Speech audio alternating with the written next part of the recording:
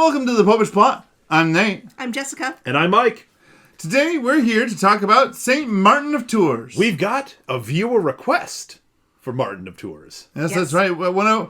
As we've been mentioning, we love doing we love learning and talking about saints, and we'd love to know what saints you'd like us to learn more and talk more about. Mm-hmm. And one of our faithful viewers went and said, I'd really like to hear about St. Martin of Tours. So here we are. He was born in either 316 or 336 in a part of the world that is now part of Hungary.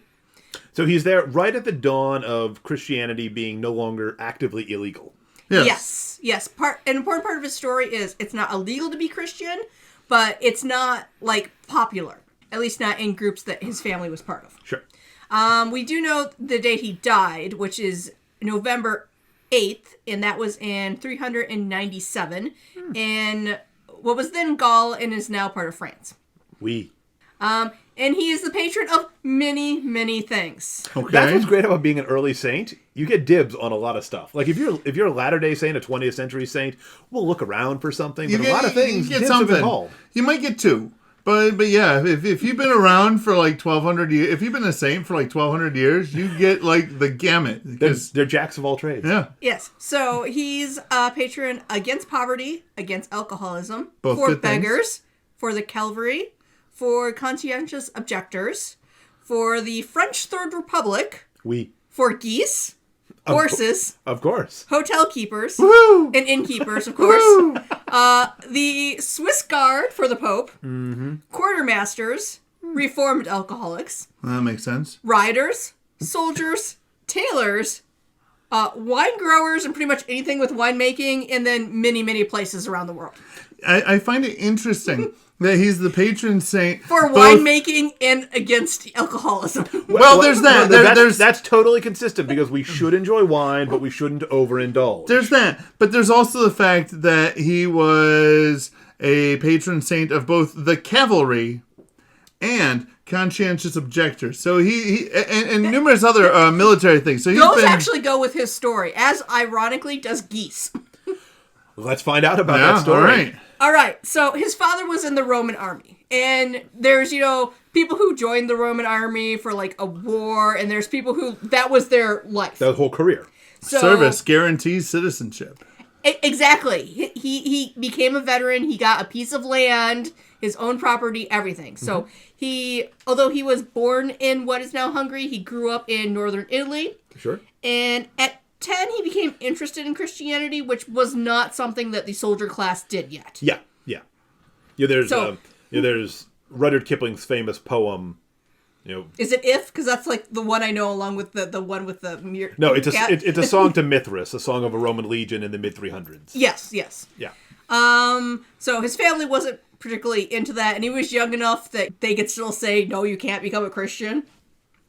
At 15, he was required to join the cavalry because of his father being a Roman veteran. Yep. Yeah. Mm-hmm. And eventually he became stationed in Gaul, which again is France. Mm-hmm. During the time when he was in military service, he actually became Christian. Okay. So before he was baptized, he had a very famous vision. It's a vision of a beggar that was cold and hungry, and he didn't have food because he was just in the military. Mm-hmm. But he did have a Roman cloak, which you think you're oh yeah, you see pictures of it and it's a little cape. You think superhero capes. Yeah, it looks nice. No. This is, it's wrapped around the guy. Yeah. This was your sleeping bag. Bunched up this on was the your shoulders. tent. This had yards and yards of thick woolen fabric. This was good. This was more than the whole 9 yards. Yes. Well, because he was in France, not Scotland. They weren't in Scotland. They never made it to Scotland. That's why they kept building walls saying, this doesn't exist. We're just not even going to deal with this. No man's land there. Exactly. So, anyway. What about that man? That's his land. That's not a man. He's no man. That's not a man. That's a Scot. Yeah. Anyway, so in his vision, he went and took his sword and cut his cloak in half. Because, again, half a cloak was still fairly good warm cover. Mm-hmm. And he gave the beggar half of it. And he wakes up. Wow, what an interesting dream. Yes. And then he, depending on which version of the story, because again, it's super old, so there's some. He then later had a dream where either Jesus was wearing half of the cloak, or after he had his dream, it was half a cloak, but then when he went to go do his military service, where if you're missing half of your uniform, you're in a lot of trouble. It was his whole cloak. So he gave away half and still had his cloak. Yep. Yes. So because of this, the cloak was traditionally carried by essentially the group going with the king when they went into battle. Yeah. And there's actually a priest whose job it was to carry the cloak, and it had a special, reliquary. Ooh. Which would you say it? Capoiano. Which of course is Latin because he was Roman. Which eventually made all priests who served in the military called a Capoiani. Which sounds very familiar because when you're translating to French, it's a Chapelain. Okay. So the entire field of military chaplaincy comes from Martin's cloak. Not only that, but there was the small temporary churches that were built for the relic, which were called Capella, which means little cloak. Ah. And eventually, the small churches associated with the cloak became chapels. Ha! So anyway, That is very cool. yeah, he was part of the Roman military. He was doing Roman military things of, conquering the various barbarian people. Keeping the peace, collecting the taxes, yeah. So forth. And eventually, he was allowed to be Christian. I mean, when you have a vision of Christ, the priests and stuff are like, yeah, all right, you've been wanting to do this for pretty much half your entire life. Go or ahead. Longer. So, he became baptized. The only problem was, at that time, Christians didn't really serve in the military. Yeah. The general feeling was, the only army I can be in is the army of Christ. Yes, which I believe he is the one who is noted for saying that. Hey! Because he was going to be sent to the front, and he said, I am a soldier of Christ. It is not lawful for me to fight. But then they were going to charge him with being a coward. Sure. And he then responded that he would go to the front. He just won't take weapons. I won't fight. Yes. I'll go. Yes. I'm not a coward. I'm just not going to be violent. Sure. Which... That's the Christian way. And realistically, if you're offering to go to the front, but you're going to leave all your weapons behind, I think that actually makes you look... what's negatively cowardly? Yes, super brave. Yes, that's a technical term. Super brave. Audacious, daring, no, super brave. Yes. Now the fight he needed to fight, actually, peace was brokered before that, so he didn't have to do that.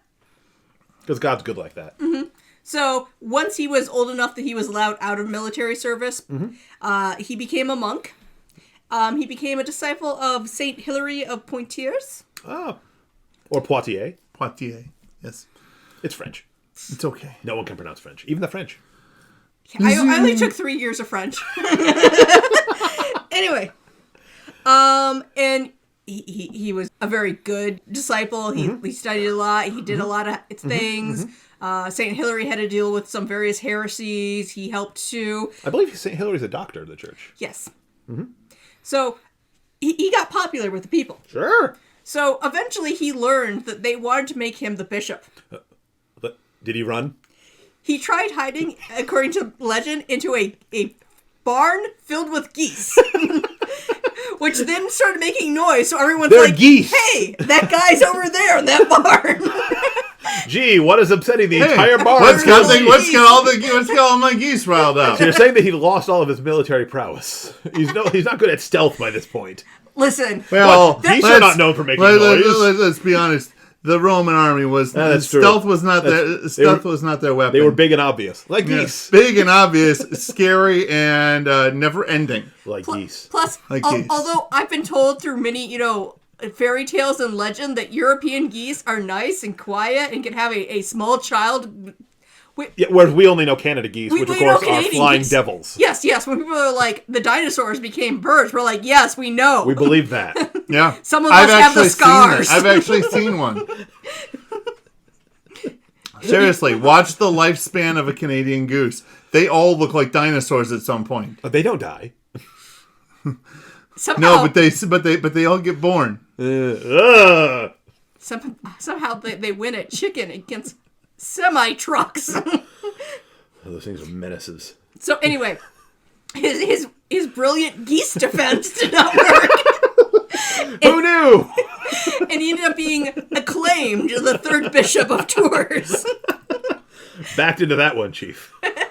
But I gotta say, if you're gonna become something, acclamation is a heck of a way to go. It absolutely is. There's no question who the people wanted. Well, plus, the Psalms tell us again about how all of creation worships God. These geese are acclaiming you, Bishop. I'm just saying. I think they're claiming I want bread, but there are no recounts on appointment by acclamation. Mm-hmm. Was it close? No, it was acclamation. No, it was downright hard for me to lose. I mean, and I'm betting that with his selflessness and devotion to the teaching of Saint Hilary, that Saint Martin was then a pretty good bishop. Yes, everything seems to be that he was very good. There are suggestions that he might have helped work out the current, not current, but at the time, the current diocesan system. Mm-hmm. He was known to actually visit all the churches in his area, on a circuit. So you only saw him like once every year or two. Sure. Back when travel wasn't all that easy. You remember me? I'm your bishop. Sure. Oh, geese guy. I remember you. Martin Goose of Tours. Hey, just so you know, there's room in my barn today if you want to just go hang out. The geese said they'd love to see you again. They'll make a racket to welcome you. Yes. So he spent the rest of his life being the bishop and doing stuff like that. Yeah, it's called bishoping. Yes, sure. It's totally called bishoping. Are you sure it's not a Latin word that somehow becomes the word for chapel or something? Anyway, and as he died on November 8th, St. Martin's Day used to be the big day when you had a feast before a 40-day fasting period, which eventually ended up becoming Advent, because it's right before Christmas. Sure. Nice. So he was super popular also because you had a big... he was Mardi Gras for winter. Yeah. Very nice. And so that is the life and times of Martin of Tours. Yep. So... go down below and do just like this other just like this other viewer did, and send us a message of what saint you would like us to talk about. There's lots of saints. I'm sure there's one out there you'd like to know more about. If not, you can be like, what farm animal would I try hiding in if I need to hide in a barn? If I don't want to be bishop, what's the animal to help me? Yeah. Poultry is right out. They're very flighty. Give this episode a like, subscribe to our channel, ring the church bell to be notified the next time a plot is uploaded. And until next time, remember to live your faith. Love your faith. Share that love.